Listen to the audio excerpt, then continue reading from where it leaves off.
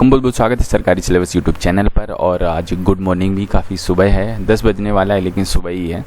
तो देखिए आज हम बड़ी महत्वपूर्ण बात करने वाले हैं कि पढ़ाई कहाँ तक करनी चाहिए। बड़ा कन्फ्यूजन रहता है इसमें कि हम 10 पास कर लें, 12 कर लें, हम यूजी कोर्स कर लें, ठीक है, हम पीजी कोर्स कर लें, हम पीएचडी कर लें, हम जो है एमफिल कर लें, या हम डांस क्लासेस वाला कोर्स कर लें, या आप जो है ना सिंगिंग का कोर्स कर लो, या डिप्लोमा कर लो, या बीटेक कर लो, या आप आईटीआई कर लो, ठीक है।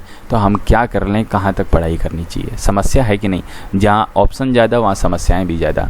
तो ऑप्शनों को थोड़ा सा हम नियमित करते हैं। देखिए पढ़ाई आप वहाँ तक करें जहाँ तक आपको चीज़ें समझ में आ जाएं। आप जो है ना समझ जाएं कि हाँ ये चीज़ मेरे काम की है, आपको ये नौकरी चाहिए, आपका ये इसमें करियर बनना है, वहाँ तक आपको पढ़ाई करनी चाहिए। देखिए जब आप कक्षा 10 या 12 में होते हैं तो एक सिंपल सी बात है, जब आप कक्षा 10 या 12 में होते हैं तो अगर आपकी उम्र सीमा की बात करें तो आप उम्र कक्षा 10 के आसपास 16 साल के हो गए, और कक्षा 12 के आसपास आप जो है ना ज़्यादा से ज़्यादा 18 साल के आसपास। तो 16 से 18 साल के बच्चों को क्या समझ होती है कि ये चीज़ मेरे लिए सही है, ये चीज़ मेरे लिए नहीं सही है, तो आप उतनी ज़्यादा चीज़ों को डिसाइड नहीं कर सकते हैं। एटलीस्ट आप यूजी करिए, मतलब कि आप ग्रेजुएशन करिए। जब आप ग्रेजुएशन करेंगे तब तक आपकी उम्र 18 से 3 साल और जोड़ दिया, आपकी उम्र 21 साल। जब बच्चा 21 या 22 साल का होता है, मुझे तो लगता है तभी अच्छे से समझ में आता है मुझे क्या करना चाहिए, नहीं करना चाहिए। और कई लोगों को तो पीजी भी कर लेते हैं या कई सारी उम्र निकल जाती है, वो यही नहीं समझ पाते आखिरकार मुझे करना क्या चाहिए, मेरा इंटरेस्ट किस में है, मेरा पोटेंशियल किस में है, चीज़ें नहीं समझ पाते। और ये चीज़ें प्रैक्टिकल होती हैं लोगों के साथ में, कैरियर कन्फ्यूजन बहुत सारे लोगों के साथ में होता है। तो देखिए जब आप 21 से 22 साल के हो जाएंगे ग्रेजुएशन, तब आप थोड़ा थोड़ा समझने लगेंगे कि मेरा इंटरेस्ट इस चीज़ में है और मैं इस चीज़ में अच्छा कर सकता हूँ। मान लीजिए आपको गणित बिल्कुल अच्छी नहीं लगती और आपने कक्षा 12 में पीसीएम ले लिया, फिजिक्स केमिस्ट्री मैथ। तो मैथ्स की उसमें तो पुराने ज़माने में 6 किताबें हुआ करती थी, और अब तो थोड़ा सिलेबस थोड़ा सा कम किया गया, लेकिन मैं कहूँगा एक अच्छा मैथ का सिलेबस आपके पास रहता है। जब उसे जो है ना x इंटू एक्स को वो 2x लिखता है, x स्क्वायर नहीं कर पाता, चीज़ें इतनी बेसिक चीज़ें पता नहीं आपको हैं, तो आप इतनी सारी मैथ कैसे पढ़ेंगे। मतलब आपको फेल तो होना ही होना है, आपका करियर चौपट तो होना ही होना है। तो डिसाइड कीजिए आपको क्या आता है क्या नहीं आता, जो चीज़ आती है उसी में आगे बढ़िए। हर चीज़ में करियर विराट है, बहुत बड़ा करियर है हर चीज़ में आप, ठीक है। ये मत सोचिए कि गणित वाले बच्चे ही कुछ कर पाएंगे, बायो वाले बच्चे बहुत अच्छा कर लेते हैं, और जो आर्ट्स वाले बच्चे हैं वो लोग तो और ही अच्छा कर लेते हैं, आईएएस बन जाते हैं वो लोग, तो सबसे बाप तो वही बनते हैं जाके जो आर्ट्स लेता है।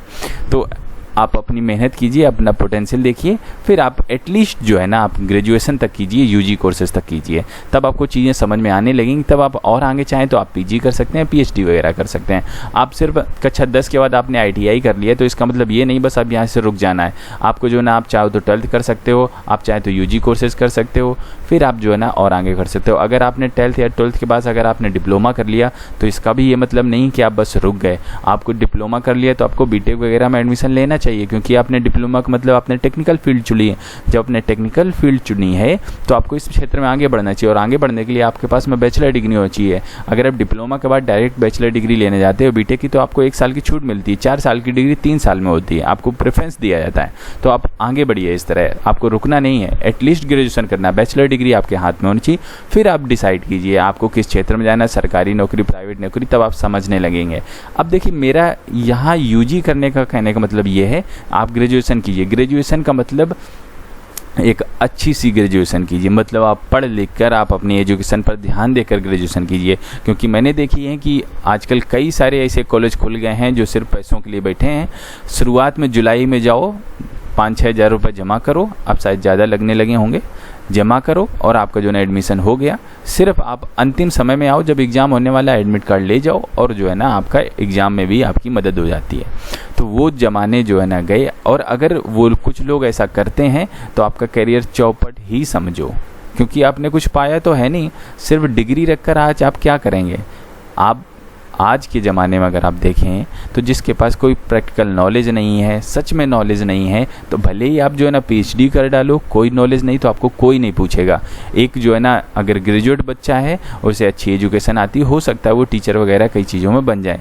तो आप ग्रेजुएशन और अपनी एजुकेशन पर अच्छा ध्यान दीजिए, मतलब करिए, सही से करिए, तभी आपका कुछ फ़ायदा मिलने वाला है। और एक चीज़ और बात करेंगे, कई सारे एक्सक्यूजेज आते हैं बीच में, कई सारी कठिनाइयाँ आती हैं, कई बार ये कठिनाइयाँ काफ़ी आपको अंदर तक निचोड़ देती हैं। पारिवारिक समस्या है ये, पारिवारिक समस्या कि घर में जो है ना सही से रोटी पानी कपड़े का इंतज़ाम नहीं हो पा रहा है।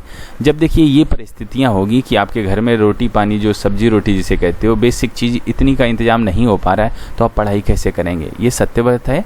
और अगर घर में रोटी नहीं का इंतज़ाम हो पा रहा है तो आप जो है ना पढ़ाई नहीं कर सकते। तो आप क्या कर सकते हैं कि आप पार्ट टाइम कुछ जॉब कीजिए, लेकिन पढ़ाई मत छोड़िए, इसे कंटिन्यू रखिए। आप पार्ट टाइम 4 से 5 घंटे का समय दीजिए और काम करिए 4 से 5 घंटे में। अगर आप होम ट्यूशन भी देते हो, क्योंकि आप पढ़ाई कर रहे हो, तो कोई और काम मत करिएगा, आप ट्यूशन या कोचिंग या एजुकेशन से रिलेटेड ही कोई काम करिएगा, ठीक है।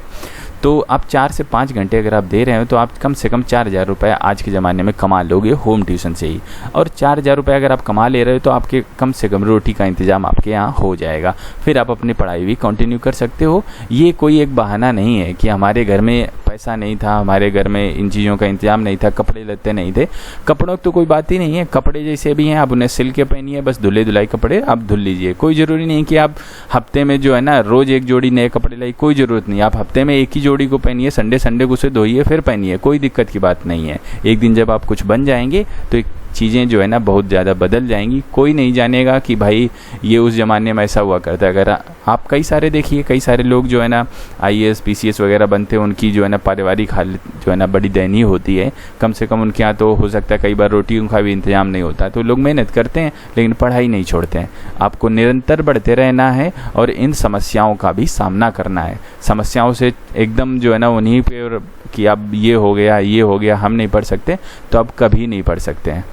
आप इनके साथ रहिए, आप जो है ना थोड़ा सा पार्ट टाइम जॉब कर लीजिए, आप कुछ काम कर लीजिए, लेकिन पढ़ाई मत छोड़िए, साथ में कंटिन्यू दोनों कामों को करिए, ठीक है। और एक दिन आप ज़रूर सक्सेस होंगे। तो मेरा ये कहने का मतलब था कि आप एटलीस्ट जो है ना ग्रेजुएट होइए। ग्रेजुएशन के बाद आप डिसाइड कीजिए कि आपको किस क्षेत्र में जाना, आपको क्या करना है क्या नहीं करना है, क्योंकि तभी आप 20 से 22 साल के हो पाएंगे और आप जो है ना समझ पाएंगे कि हमें करना क्या है एक्चुअल में, ठीक है। तो उम्मीद करता हूँ थोड़ी सी मोटी बात बताने की हमने कोशिश की है। और आप जो है ना 10 और 12 के बाद बहुत सारे बच्चे चले जाते हैं, सोचते हैं कि अच्छा 10th के बाद जो है ना आप ग्रुप D का फॉर्म भर लोगे रेलवे का, या कोई और चपरासी वगैरह का कहीं फॉर्म भर लोगे, या 12th के बाद आप जो है ना सिर्फ SSC कर लोगे या कुछ और कर लोगे। तो ऐसा कुछ नहीं। अगर आप देखिए 12th के बाद SSC करने के लिए इतना कंपटीशन है कि पूछो मत। और इसके बाद अगर आप ग्रेजुएशन या PG वगैरह कर लेते हो तो वहाँ कंपटीशन थोड़ा सा मुझे लगता है कम ही हो जाता है, ठीक है। क्योंकि बहुत सारे बच्चे 12th के बाद और यूजी जो करते हैं ग्रेजुएशन के बाद, मोस्टली बच्चे जो ना पढ़ाई छोड़ देते हैं। रेयरली कुछ बच्चे आगे जा पाते हैं। तो मैं तो कहता हूँ आगे जाओ, PG करो, PhD करो, नेट एग्ज़ाम दो और कुछ बेहतरीन फ्यूचर में करो, ठीक है, ताकि पुश्तें भी आपकी याद रखें। और एकदम से फंस मत जाओ कि सिर्फ SSC करना है तो SSC करना है, रेलवे ग्रुप D या आर्मी GD भर्ती इन्हीं में फंस के रह जाना है। इसके अलावा भी अनगिनत कैरियर हैं। ज़रूरी नहीं जहाँ भीड़ जाए आप वहीं जाओ। आप भीड़ थोड़ी हो कि जहाँ भीड़ गई वहाँ गए। आप इंसान हो, बुद्धि का इस्तेमाल करो। जहाँ आपके पास में अपॉर्चुनिटी है, भीड़ नहीं है, आप चाहते हो कि मेरा करियर इसमें बन सकता है, आप उस क्षेत्र में जाओ। SSC या रेलवे ग्रुप D ही सब कुछ नहीं है।